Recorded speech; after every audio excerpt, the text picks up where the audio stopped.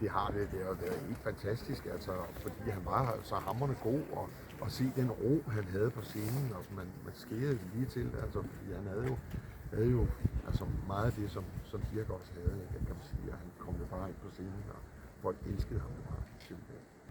Altså, jeg har jo spillet tv-revy sammen med ham.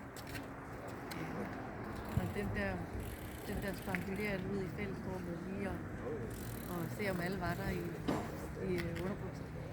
Det er jo altid et godt minde at have.